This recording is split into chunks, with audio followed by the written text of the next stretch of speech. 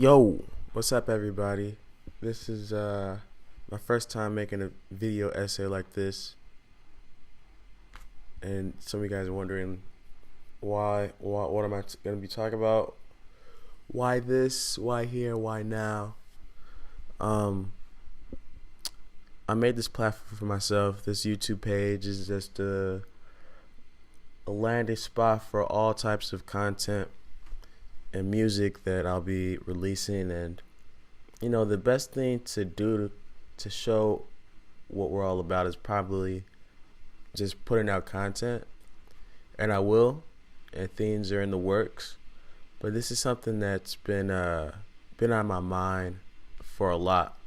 Uh, in particular, some of these thoughts that I'm going to express was prompted by a few middle school kids watching an old Chief Keef video. I saw a group of kids huddled, and I heard a noise of D Gain's intro music. And I heard a bunch of murmurs, and the only audible and eligible word I heard was Chief Keef. I didn't really hear music at that point. I heard pure fascination, and it took me back to a time the first time I heard Chief Keef. It's about my sophomore year in high school. I remember a kid posted on Facebook the video for Bang. I was just scrolling down, and I just saw a video. I thought it looked interesting. It would be an overstatement to say that moment of me clicking on that link changed my life, but I can comfortably say that video was an eye opener for me. Because growing up on the north side of Chicago in Rogers Park, I was really removed from a lot of this violence that happens in the city.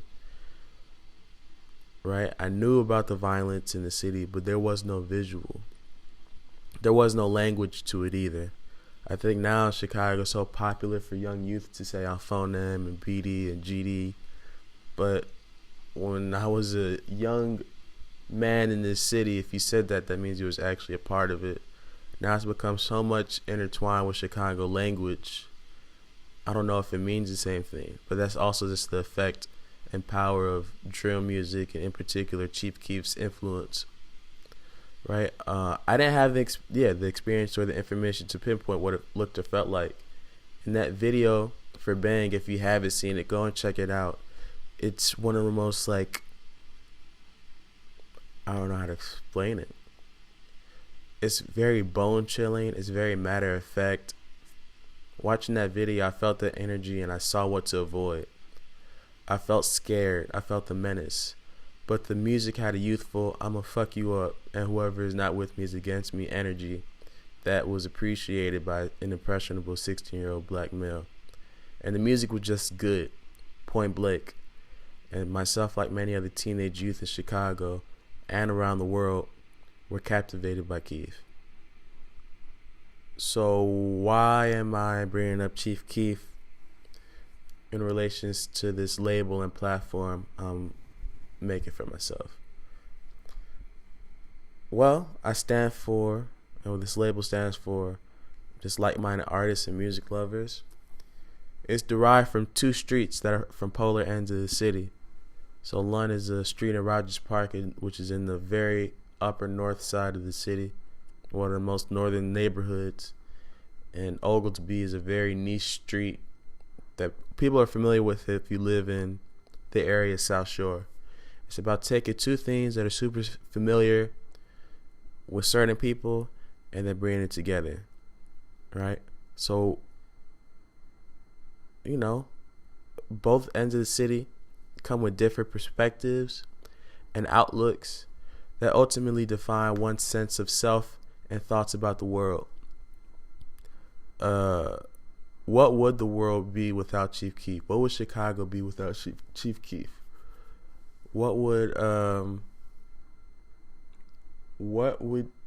would we be as people if certain perspectives you didn't hear was just blacked out?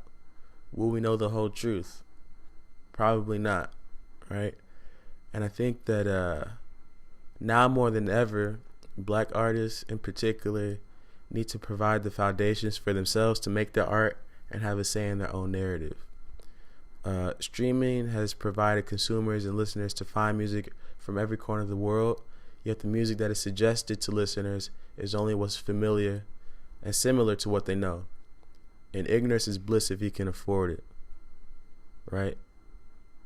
There's certain things we can't be privy to or ignore because it's at the risk of a whole bunch of people, including your own livelihood and the livelihood of others.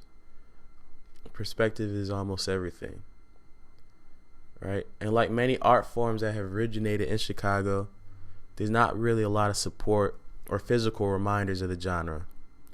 I think now, because of the death of King Von and the mural, you do have people coming in from outside the city, and they could pay homage to King Von.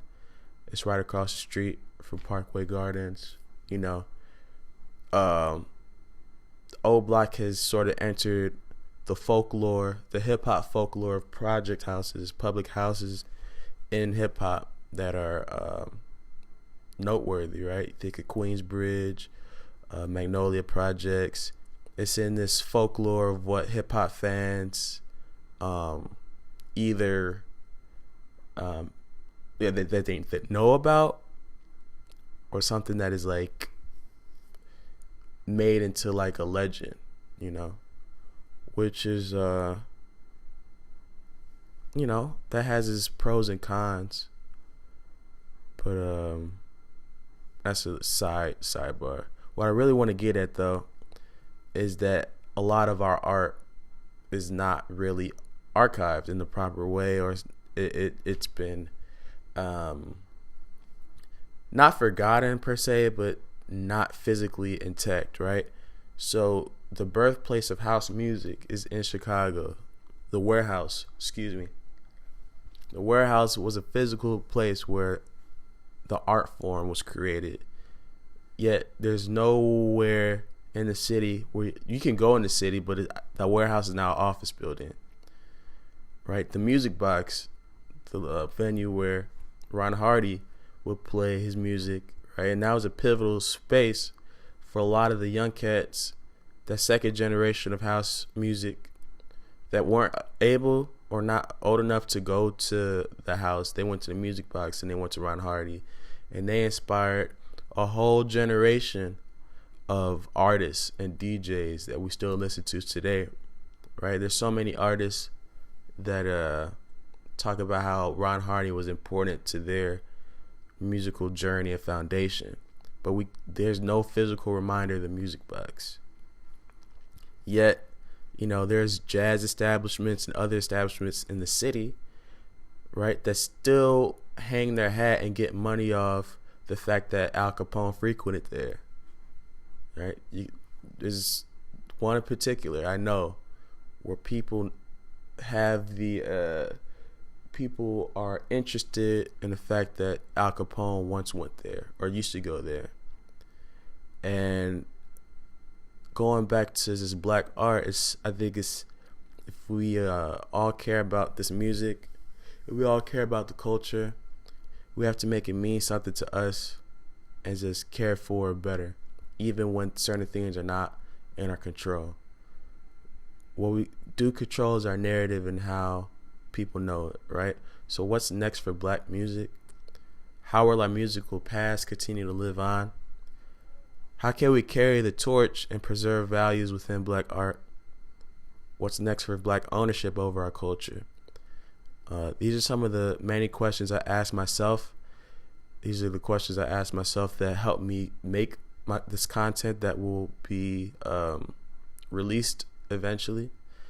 And these are the questions that I think that people should be asking for themselves, even when it comes to their own identity, whether that's you're Latino or on the LGBTQ community, any community that's marginalized or pinned against. I feel like this is important because our narratives are important for people to know the truth about our experience and their own experience.